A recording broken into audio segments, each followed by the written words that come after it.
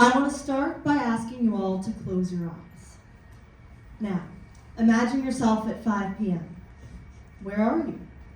What are you doing? Are you listening to an audiobook in a subway car on your commute home? Are you sprawled out in your living room catching up on your inbox of 200 unread email notifications? I want you to not only think about what you're physically doing, but how you feel. You can open your eyes now. For as long as I can remember, I've hated 5 p.m. There's something about the hour to me that's a uniquely frustrating time. It's that awkward window of space between the end of a workday and the beginning of evening plans that I don't know how to spend. Take a look at these situations. Winter darkness. Imagine it's 5 p.m. You are clocking out of your corporate office where you spent the past 8 hours locked inside a sterile, chilly cubicle. Speeding down the stairs, you race past the building lobby, hoping to catch some much-needed daylight in the air. But sadly, the day is gone. And at 5 p.m., the world outside is cold and bleak. The worst time to work out. Imagine it's 5 p.m. You, being the go-getter you are, throw on some overpriced athletic wear and head to the gym to squeeze in a workout before attending to evening plans. Only, once you get to the gym, it's packed to the brim with people just like you, all trying to maximize their days and work out at once. Disheartened by the lack of open equipment, you're left feeling defeated before you've even broken a sweat. Too late for a nap, too early for dinner. Imagine it's 5 p.m. After an exhausting day of living, you crawl into your bed for a rest. Just a little nap, you say to yourself, sliding under your covers. But it's not just a little nap. Because sure enough, you startle awake at 8 p.m. feeling groggy and disoriented. On the other hand, starting dinner at 5 p.m. feels premature. Maybe you're not hungry yet, or you're still waiting on people to get home. Filling the hour between 5 and 6 p.m. is a struggle for me because this hour has no purpose. There's not enough time to dive into something substantial, but doing nothing feels equally unproductive. The only benefit of 5 p.m. is at the start of happy hour. But really, I'm just so happy about spending money on a weird, oddly timed snack.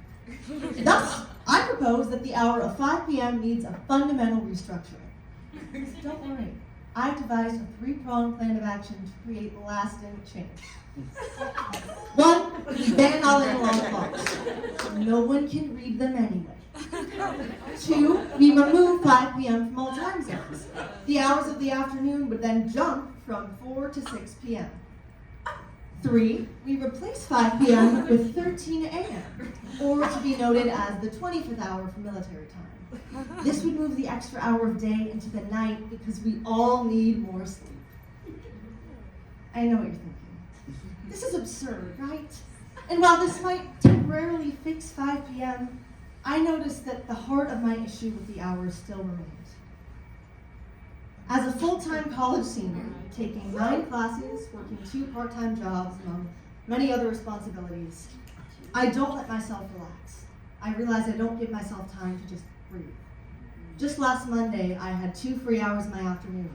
I could have sat in the sun, called a friend, or, dare I say it, done nothing. Instead, I cleaned out my Mac downloads folder, trekked 15 minutes for lunch, and on the way back, got 2 vaccines from the walk-in appointment line at Duane Reade before promptly returning to class. This is not normal. Being an NYU student, we are taught that being busy is the best thing that we can do for ourselves. It's a standard to compare schedules with friends and joke about how full everyone's Google calendars are. We think it's the best thing ever to balance as many tasks as we can because doing too much is never a bad thing. But when we actually think about what we're doing, is it really a good thing?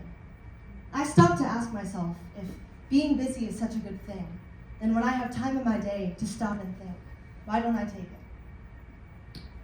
In 2008, a Finnish performance artist by the name of Pilvi Takala took on this challenge. In her piece, The Trainee, she intended to prove just how uncomfortable we are with stillness. For an entire month, she was hired and worked as a real marketing intern at the international consulting firm Deloitte.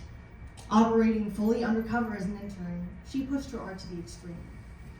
During her experiment, she spent her free time doing 2 things: riding elevators up and down, and sitting at an empty desk. As a result of these small choices, the Deloitte workers were petrified.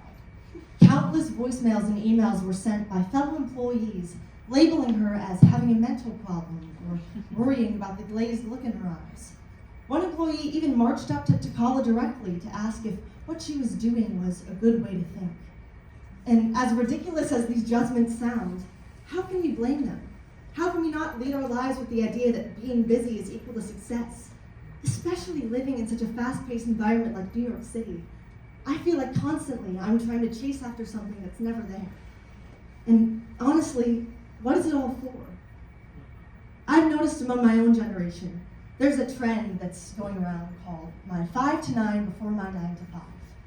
In these video vlogs, people describe their morning routines from the hours of 5 a.m. to 9 a.m. before their day truly begins.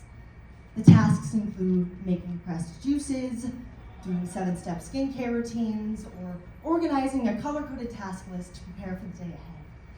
And honestly, why are we doing this? In almost all of these videos, none of the tasks completed are actually practical, and masking them as self-care or routine only causes more confusion on what it actually means to rest. These types of videos instill in us that it's not enough to have a 9-to-5 job, and what separates those who are exceptional from those who are ordinary is something quite stupid.